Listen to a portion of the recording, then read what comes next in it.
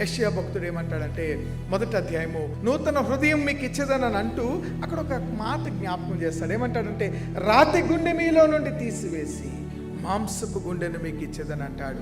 రాతి గుండె అంటే అర్థం ఏంటో తెలుసా?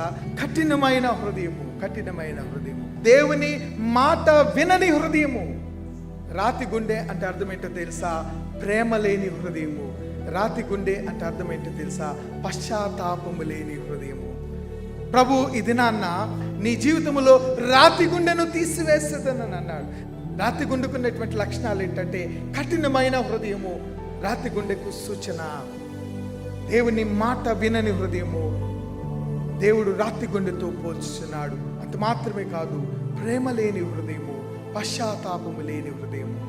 ఇవన్నీ కూడా ఏ లక్షణాలతో కూడినవంటే రాతి గుండె కలిగినటువంటి లక్షణాలు. ప్రభు వాటిని తీసివేసేదని అంటాడు. మరి ఏమిస్తాడంట మనకి? మాంసపు గుండెను నేను మీకు ఇచ్చేదని అంటాడు. మాంసపు గుండె అనగా అర్థం ఏంటో తెలుసా? సున్నితమైన హృదయము.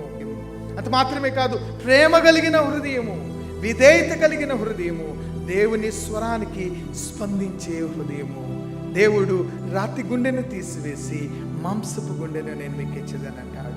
దేవుని స్వరాన్ని స్పందించేటువంటి హృదయాన్ని దేవుడు నీకు ఇవ్వటానికి సిద్ధముగా ఉన్నాడు.